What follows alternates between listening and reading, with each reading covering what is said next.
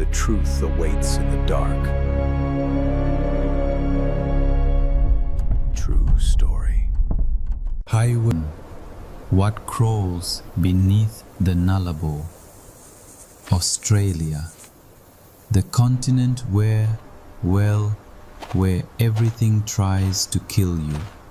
From the spiders hiding in your shoes to the crocodiles in the rivers, even the sun itself, which is hot enough to melt the tires off your car. But there is one place on this continent that Australians fear more than any other. A place where there are no spiders, no crocodiles, no trees. The Nullarbor Plain. The name is Latin. It literally means no trees. It is a flat, desolate expanse stretching for 1,200 kilometers. Just a single straight line of asphalt cutting through the red desert. We call it the Air Highway. Truck drivers call it the Long Graveyard. Why? Because people disappear there. The police say it's fatigue, falling asleep at the wheel, or accidents. But the story I am about to tell you, which happened in the winter of 1998 to a truck driver named James Cooper, suggests that fatigue isn't the killer. The killer is something ancient, something that woke up hungry and found itself face to face with a lone cargo truck in the middle of the night. James Cooper, or Jimbo as his mates called him, wasn't a man who scared easily. He was a veteran road train driver. He drove a massive rig pulling 3 trailers 50 meters long. He'd spent 20 years on the road. He'd seen it all. Drunks, accidents, even strange lights in the sky. On the night of July 14th, 1998, James was hauling spare parts from Perth to Adelaide. It was 2 a.m. The radio was playing AC/DC, low volume. Outside the window, pitch black, no moon, no stars. Just the twin cones of yellow light from his headlamps revealing the cracked asphalt ahead. He was in a dead zone, that stretch of nothingness between Border Village and the Nullarbor Roadhouse. 200 kilometers of absolute silence. Suddenly, he felt a shudder in the steering wheel. It wasn't a blown tire. It felt like something had hit the last trailer, hard, or maybe like something had grabbed it and tried to pull it back. He looked in the side mirror, nothing but darkness. Must be a kangaroo, he thought. In Australia, hitting a kangaroo is routine. These trucks have massive steel roof bars for a reason, but James felt uneasy. His truck weighed 80 tons. To feel a shudder in the cabin, whatever he hit had to be the size of a car, or a cow, not a kangaroo. He decided to stop and check. He pulled over onto the dirt shoulder. He grabbed his heavy flashlight and a tire iron, just in case. The air was unnaturally cold that night. The silence in the Nullarbor isn't normal silence. It's heavy. It presses against your ears. James walked the length of the truck. Trailer 1, fine. Trailer 2, fine. He reached the third and final trailer, and that's when his blood ran cold. The rear steel bumper, solid steel, was bent inwards, not scratched, dented, like something massive had rammed it or grabbed it, and there were marks, 3 deep gouges in the metal. The distance between the scratches was wide, too wide for any animal he knew. As he traced the marks with his light, he heard it, a rapid clicking sound coming from under the truck. James did what any sane driver would do. He didn't look under the truck. He ran. He sprinted back to the cabin, slammed the door, and locked it. He sat there, heart hammering against his ribs like a sledgehammer.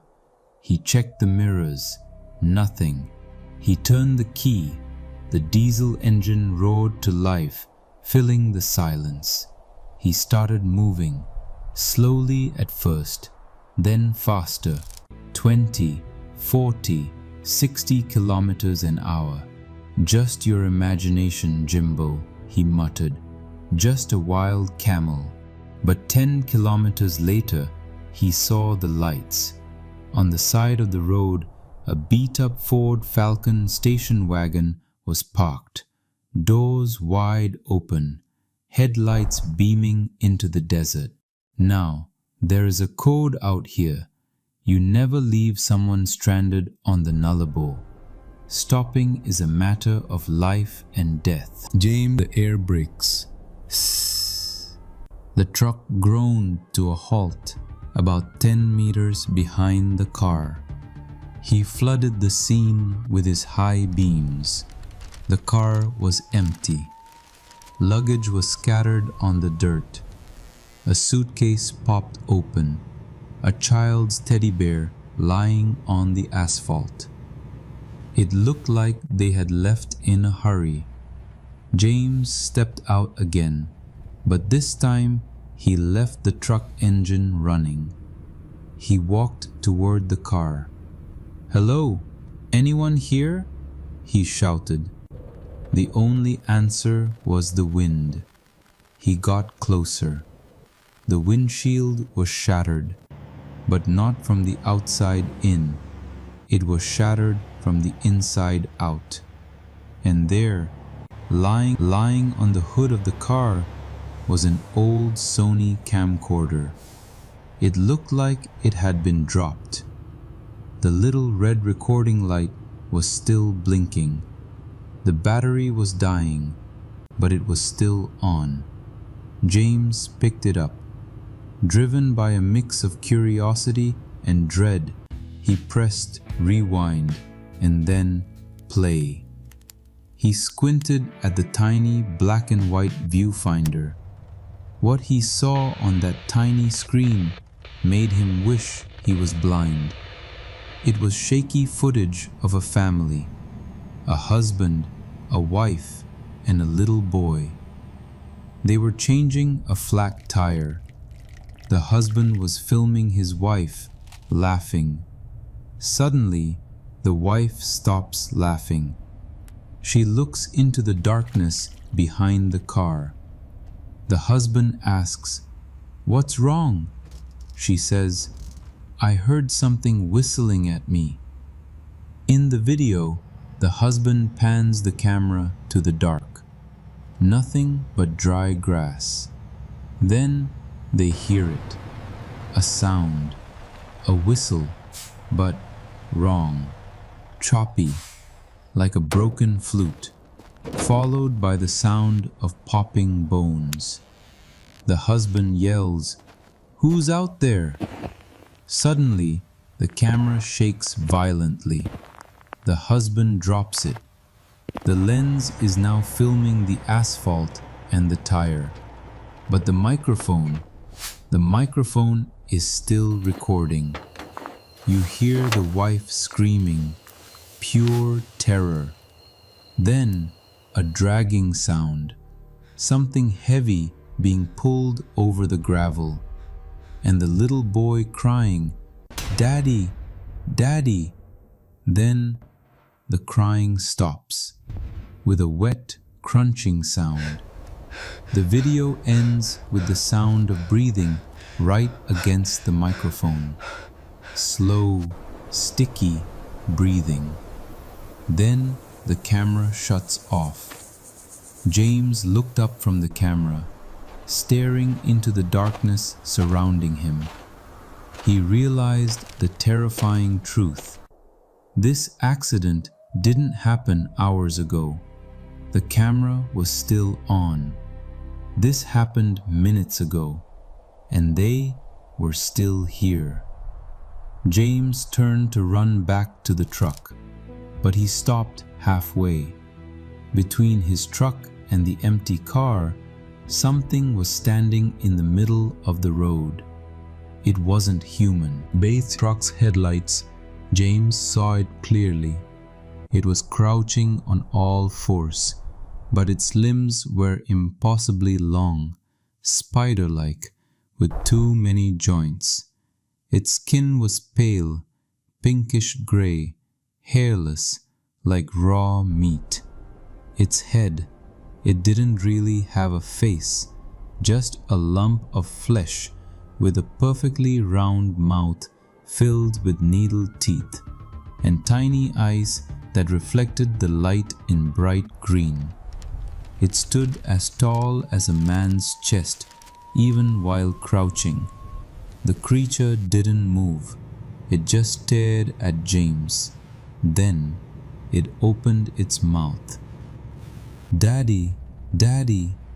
It wasn't a roar. It was the child's voice, but distorted, electronic. It was mimicking the boy it had just killed. James froze. His brain refused to process it. The creature tensed its muscles, ready to pounce. James knew if he turned his back, he was dead. So he threw the camcorder at it with all his strength. The camera smashed into the creature's face. It recoiled, letting out a high-pitched hiss. James used that second. He bolted for the cabin. He climbed the 3 steps like he was flying. He heard the sound of claws scraping metal right behind him. He slammed the door, shoulder-checked it, and hit the lock. Boom! Something heavy slammed into the side window. The creature's face was pressed against the glass, saliva dripping from that round mouth. It started headbutting the glass. Thump, thump, thump. The reinforced glass began to crack. James stomped on the accelerator, floorboarded it. The truck roared. He released the brakes. The tires screamed as they fought for traction. The truck lurched forward, but the creature didn't fall. It was hanging onto the side mirror and the door handle. James grabbed a small fire extinguisher from under his seat. He waited for the creature to smash its head against the window one last time. Crack! The glass shattered. James sprayed the white powder directly into the monster's face. It screamed, a sound like metal grinding on metal. It let go and fell beneath the wheels of the rear trailers. James felt the truck bump over something solid. He killed it, or so he hoped. James drove at 140 kilometers an hour, way past the limit. He didn't stop. He didn't check his mirrors. For 3 hours, he stared straight ahead, praying for the lights of a town. At sunrise, he rolled into the Nullarbor roadhouse. He stumbled out of the truck. His face was covered in blood from the glass shards and white powder. People gathered around him. Tourists, other truckers. "Call the police," James screamed. "A family, they're dead. A monster." They looked at him with pity. They thought he was drunk or suffering from cabin fever. A local cop came out, coffee in hand. "Calm down, son. What happened?" James dragged the cop to the side of the truck to show him the blood, to show him the proof. But there, the talking stopped. On the side of the truck, on the fuel tank and the rear fenders, there was no blood. There was a substance, a grey, sticky slime, like melted spiderwebs. It covered the entire undercarriage and wedged between the rear tires. They found something. It wasn't a body, it was a hand. But it wasn't a human hand, and it wasn't an animal. It was long, thin, with 3 thick fingers and a talon like a sickle. The skin looked like polished stone. And the scariest part? The hand was still moving. The fingers were slowly opening and closing, scratching at the tire, looking for something to grab. The police confiscated the truck. James was interrogated for 48 hours.